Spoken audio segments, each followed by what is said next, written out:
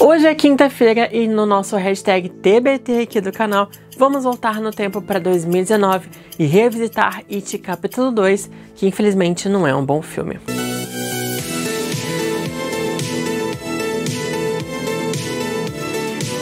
What's your favorite scary movie?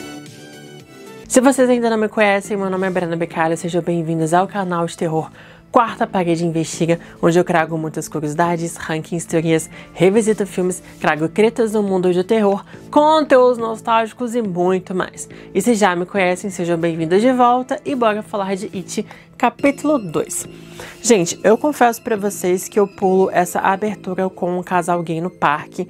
Eu acho extremamente pesada e mexe muito comigo, porque assim, eu sou membro da comunidade LGBTQIAPN+, então eu não consigo assistir essa abertura. Principalmente porque eu sei que isso acontece na vida real e infelizmente ainda acontece muito.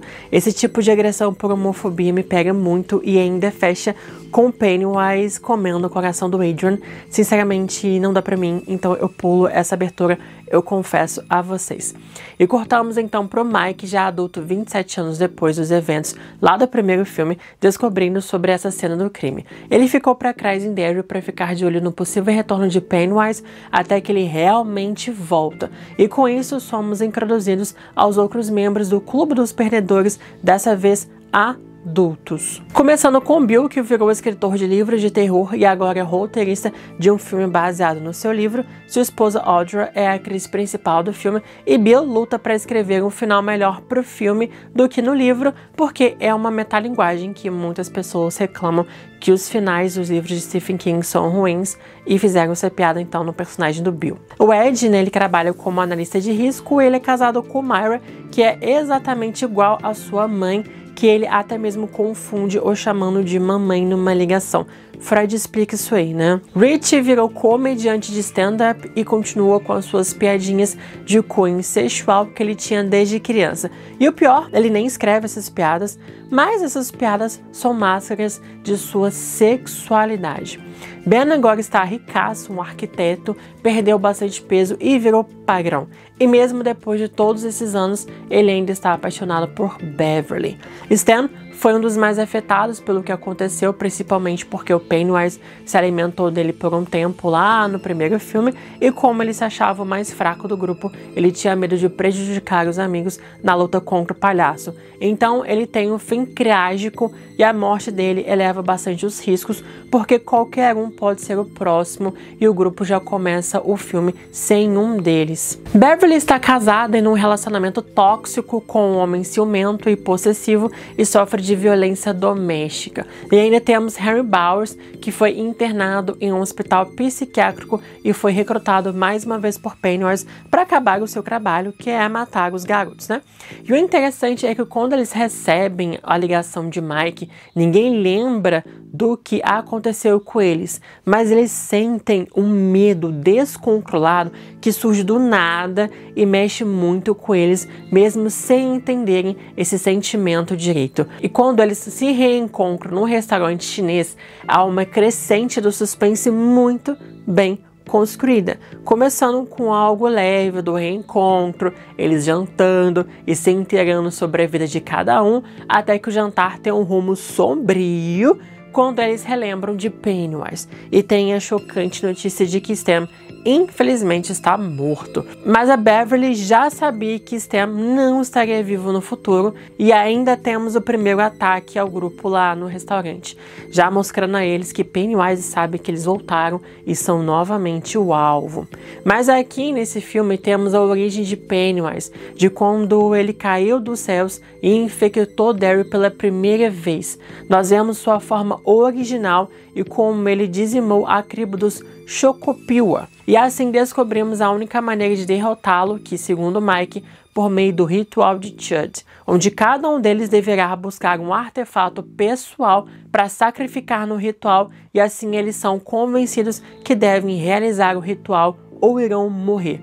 Por Beverly ter visto as luzes mortais lá no primeiro filme, ela ganhou uma sensibilidade de prever o futuro, onde ela sonhava com as mortes de todos os seus amigos. Então eles pegam lá o artefato de Stan, né, que é uma touquinha que eles acham lá na antiga sede deles quando crianças, e então cada um deles segue o seu caminho e se separam, e é aqui então que o filme vai perdendo seu ritmo, e a parte mais fraca do filme, para ser bem sincero a vocês. A Beverly, ela volta até a sua casa antiga e lá encontra uma nova moradora idosa, a senhora Kirsch. E temos um flashback dela criança, com o pai, que é a culpa pela morte da mãe, e o artefato da Beverly é o poema de Ben. E temos uma das melhores cenas do filme, que com certeza o Pennywise sem a sua maquiagem de palhaço e o circo de 1908. Mas a cena que é enfraquecida pelo CGI ruim do monstro da idosa pelada, que também é extremamente cartunesca. O próximo a ser mostrado é o Rich, que temos a revelação da sexualidade dele. Ele é gay e seu artefato é a fichinha do fliperama. Daqui, outra cena muito boa do filme é a aparição do Pennywise na estátua de Paul Bunyan, em que a transição da realidade pro pesadelo é fantástica. As pessoas atrás do Rich ficam congeladas, e assim que o Pennywise vai descendo, voando com seus balõezinhos ali, as cores do filme perdem a saturação e ficam mais frias, como se o vilão estivesse drenando toda a felicidade de Rich e se alimentando do seu medo, já que ele ameaça contar a verdade sobre a sexualidade dele. O Rich não se aceita e ele tem medo de saberem quem ele realmente é. Tem medo da rejeição ali também, né? Pelo menos ele ganhou um arco e uma cena de susto aqui, o que faltou realmente lá no primeiro filme. Agora vamos pro Bill, né, que acha sua bicicleta antiga de quando ele era criança, que acha numa loja de antiguidades. E aqui temos então a participação especial de Stephen King como o dono do antiquário. Nessa parte, né, o tom do filme já começa a ficar mais cômico, com umas piadinhas, com a gaguice de Bill, que volta assim que ele lembra o seu passado.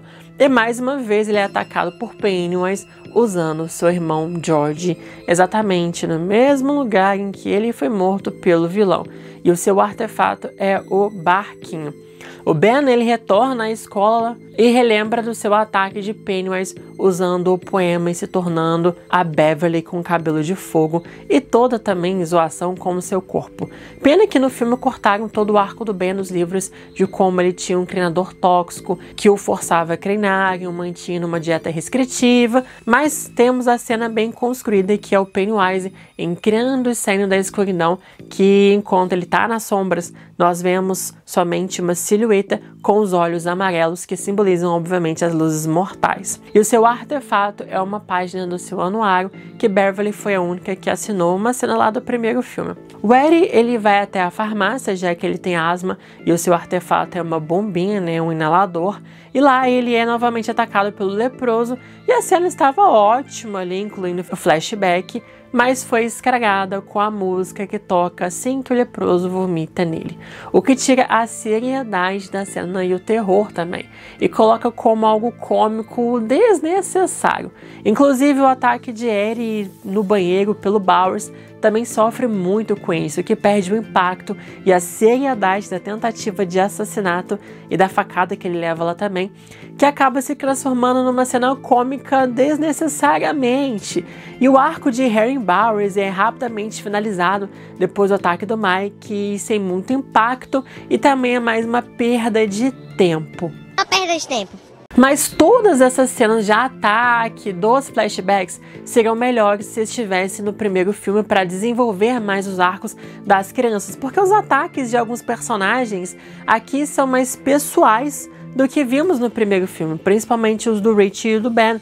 E ainda temos a cena cortada do bar mitzvah de Stan, que poderia também estar no primeiro filme. Então o capítulo 2 sofre muito por ficar demais preso ao passado em vez de desenvolver o presente. E como eu disse, essas cenas dos ataques deles crianças deveriam estar lá no primeiro filme, porque é que eles usam CGI de rejuvenescimento nos atores que fica meio estranho com o rosto de cera.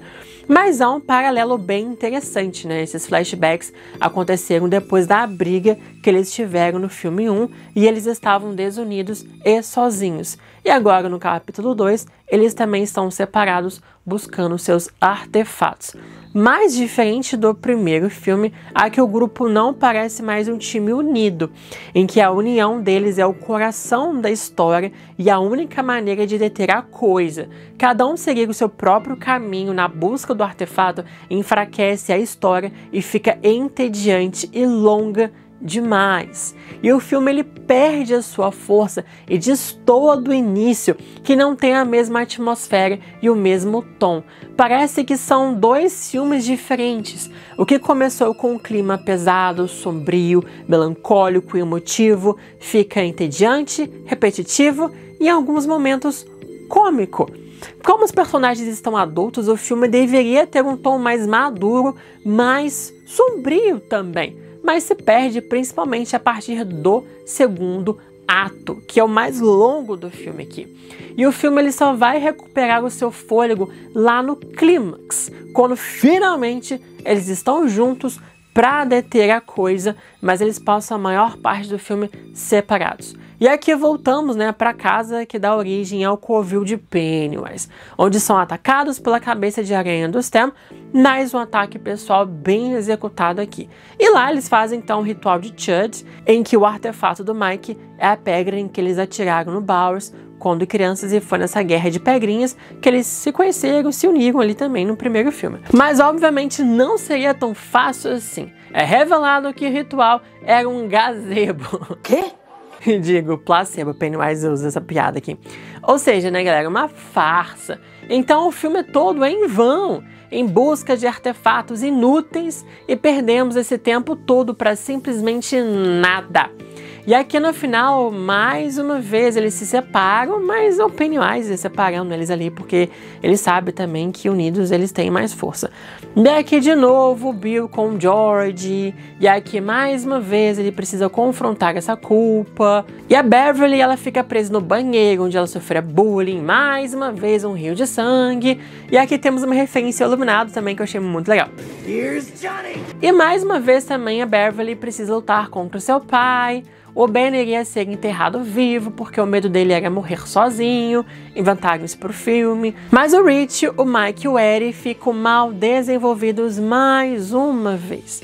E quando o Eddie tem um arco de desenvolvimento e um ato de bravura, depois de quase deixar o amigo morrer por um momento de fraqueza, ele acaba morrendo, coitado. A batalha contra o Pennywise é boa, longa, tensa, e eu gosto da forma final dele. Eu sei que muita gente não curte, mas seria creio uma aranha gigante esquisita, Desse jeito, mantém o Pennywise como conhecemos, só que com as pernas de aranha. Achei uma coisa bem criativa aqui. Mas a maneira como eles derrotam o Pennywise poderia ser melhor, confesso a vocês.